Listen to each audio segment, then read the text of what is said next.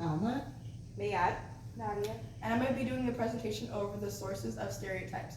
So I decided to do this subject because I took a course on Intros to Women's Studies, and it talks a lot about the stereotypes of men against women and how like women have less pay, but it also dug in a little bit deeper about the stereotypes within different cultures, religions, and those kinds of things, and it made me wanted to learn a little bit more. And so starting off, I had a question to ask you guys. So how many of you, raise your hand if this has ever happened, how many of you have ever walked the street or been in your car and you see somebody who's homeless and maybe you've clutched your purse, maybe clutched something that you've had, maybe you look down whenever they're walking by you, or you thought, oh, they for sure have, they are homeless because they were an alcoholic or they have a drug issue. So has many of y'all had that issue, or y'all ever felt that?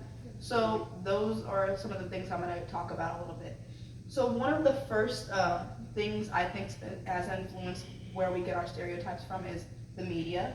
So things like the TV, movies, advertisements, they tend to display women and men differently. So they usually say that men shouldn't have show any emotions, and they should be strong, they're dominant, they are like the big breadwinner, and then women are these perfect, beautiful, model-looking girls. They wear makeup to sleep. They just are perfect, and that kind of messes with people mentally, and they feel like they have to look like that. And if you don't fit that stereotype, you're ugly, or you're fat, or you're not successful, or you're too feminine if you're a guy for showing emotions. So that's something, and they give us this unrealistic view of these people. Another thing is media focuses on race and genders. Specifically, like in the news, you'll see they highlight black men or just black individual or people of color. Whenever there's criminalization, you'll see, oh, even if they were victimized, they'll be, oh, well, they were, they had a previous record of stealing or doing something, even though they were the victims. So they always want to make them look bad. So then people automatically think whenever they see someone who's a person of color, that they're gonna be criminals. And that just is not always true. That's a stereotype that has been portrayed in the media constantly. There's one story about how there was this female police officer, and she actually shot a young black boy, and she was in the news article. They were made it to be like, oh, it was accidentally this white, not like very macho looking strong woman accidentally did it, but she was just racist. So also the media has the most influence because it has the biggest audience. It has everybody around the world has an accessible. It's easy to get to. You have it on your phone. You have it on your computer. You see it on TVs. You still see it on billboards, advertisements everywhere. So it gets to everyone very easily. And then the bandwagon effect. Just like I was talking about how the unrealistic views of how women should look and how men should act.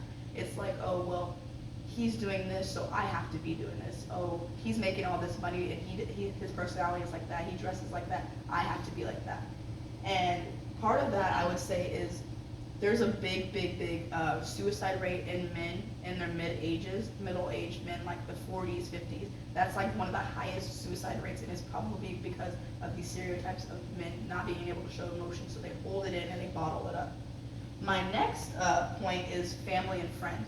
So there's always that saying that when you are a kid, you grow up and you're innocent, you don't have any prejudice as you grow up, but your parents are actually one of the first people that introduce you to stereotypes. They show you their values, their beliefs, and they usually are from a different generation. So their views on things are a little bit different than the way people are thinking now, especially with gay marriage. That tends to be something that, a lot of Christian families, they don't support those, and so you might grow up, in a time where it's a lot more accepting, but they grew up and they're going to teach you that it's wrong, you shouldn't accept it, and so that's a stereotype that you get from your parents. Another thing is peer pressure from your friends.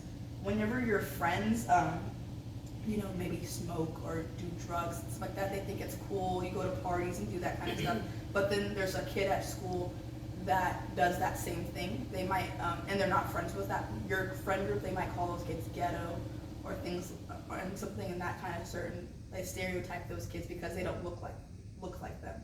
And so that can also be determined as a stereotype that you kind of graduate from with your friends. And then other views just rub off of you. Whoever you surround yourself with is kind of, you're gonna believe the same things as them, so there's that. And then the last one I would say is ourselves. We influence the way things are. We unconsciously think things. Just like I started out the presentation about you, whenever you see a homeless person, you clutch your purse, that's something that you can't, and so that's something that you can't control. But it's innate with us. And so how do we stop it? How do we, stop this? It's something that it can't be removed from society because it's already been stuck in place. So what we should be doing to stop it is educate ourselves on different stereotypes and educate ourselves and think about how view people as people and individuals instead of grouping them and categorizing them into a certain group. And so with that, I end my presentation on sources of stereotypes. Thank you very much. Good job.